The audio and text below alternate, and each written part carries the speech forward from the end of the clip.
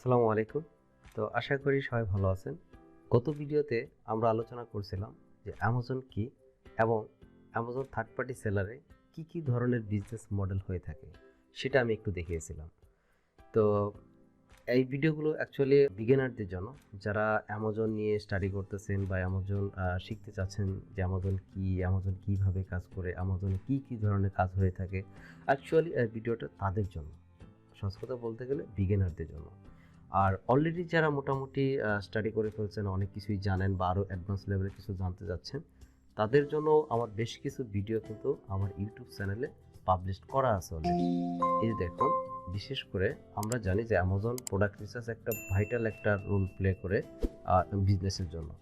তো FBA business যখনই বা অ্যামাজন বিজনেসে যখনই প্ল্যান করবেন, অবশ্যই প্রোডাক্ট রিসার্চের কোনো বিকল্প নাই। প্রথমে প্রোডাক্ট রিসার্চ সম্পর্কে ভালো কিন্তু নলেজ থাকতে হবে।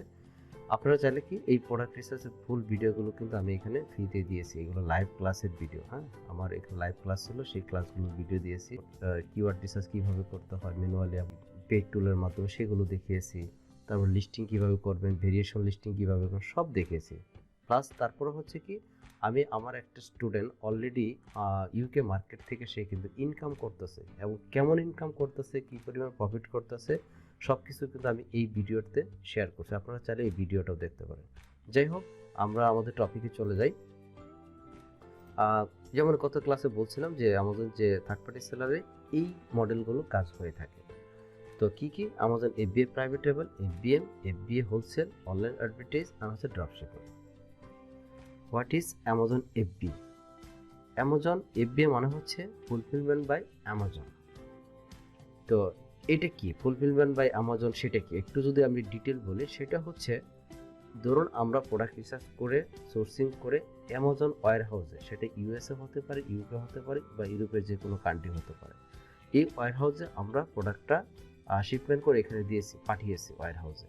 তো পাঠানোর পরে আমাদের কিন্তু মোটামুটি দায়িত্ব শেষ, কারণ হচ্ছে ওইখানে আমাদের ডেলিভারি বা প্যাকিং এগুলো নিয়ে কিন্তু আমাদের চিন্তা করতে হবে না। যখনই আমরা এফবিএ মডেলে কাজ করব, তখন হচ্ছে এইটুকু আমাদের কাজ যে আমাদের ওয়্যার হাউসে পৌঁছে দেব।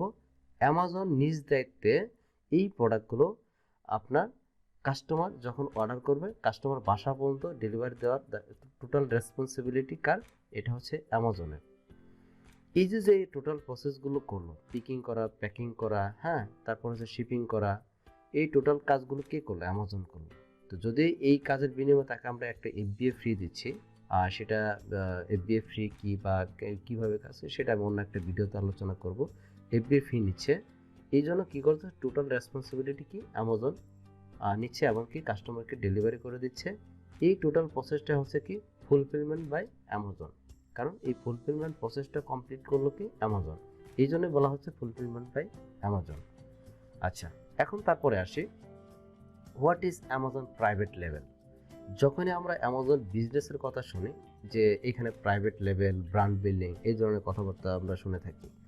তো এখন যদি বলি প্রাইভেট লেভেলটা কি, প্রাইভেট লেভেলটা যদি সহজ করে বোঝায় আপনাদের, সেটা হচ্ছে ধরুন আপনার নাম কি, XYZ একটা কিছু হতে পারে, ধরুন XYZ, এটা হচ্ছে আপনার নেম। এখন আপনি চাচ্ছেন যে XYZ নামে আমি একটা ব্র্যান্ড ক্রিয়েট বা লোগো ক্রিয়েট করব এবং ব্র্যান্ড ক্রিয়েট করব।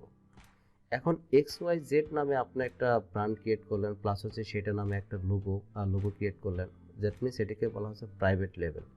এখন এই প্রাইভেট লেভেলটা কীভাবে করতে পারবেন? এখন আপনার তো নিজের কোনো ম্যানুফ্যাকচার কোম্পানি নাই, কিছু নেই, সেই ক্ষেত্রে কীভাবে করবেন? এখন এটা মেনলি হচ্ছে যখন আমরা ম্যাক্সিমাম প্রোডাক্টটি যেহেতু চায়না থেকে সোর্স করি, তখন ওই সাপ্লায়ার কিন্তু আমার কোম্পানি নাই, ঠিক আছে, সমস্যা নাই।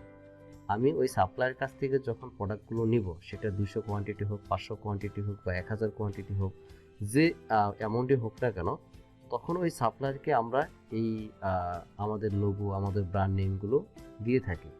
তখন দিলে কি হয়, তখন ওই আমাদের এই প্রোডাক্টের গায়ে, আমরা যে প্রোডাক্টটা নিতে চাচ্ছি সেই প্রোডাক্টের গায়ে, অথবা এই যে দেখুন, আমি এখানে স্যাম্পল হিসেবে দিয়েছি, এই প্যাকেটের গায়ে ব্র্যান্ড নেম বা এখানে একটা লোগো সহ বক্সিং করে, অথবা প্রোডাক্টের গায়েও কিন্তু আপনার নিজস্ব লোগো, যে লোগোটা দিতে চাচ্ছেন সেই লোগো দিয়ে কিন্তু আপনি সেল করতে পারবেন। এই যে টোটাল প্রসেসগুলো করতেছি, এটিকেই বলা হচ্ছে কি প্রাইভেট লেভেল। এখন প্রাইভেট লেভেল করলে কি হয়, আপনার ব্র্যান্ডিংটা কিন্তু, ব্র্যান্ড বিল্ডিং যেটা বলতেছি আবার, ব্র্যান্ডটা কিন্তু একটা ভ্যালু ক্রিয়েট করতেছে মার্কেটে।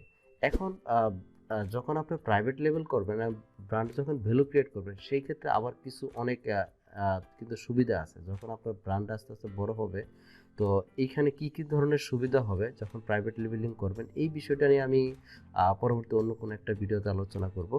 তো আশা করি বুঝতে পারছেন। তারপরে যদি আপনাদের কোনো কোশ্চেন থেকে বুঝতে অসুবিধা হয়, ভিডিওর কমেন্ট সেকশনে গিয়ে আপনারা কমেন্ট করবেন। আশা করি আপনাদের এখানে রিপ্লাই দেওয়ার চেষ্টা করবেন ইনশাল্লাহ। হ্যাঁ, ভালো থাকবেন। আসসালামু আলাইকুম।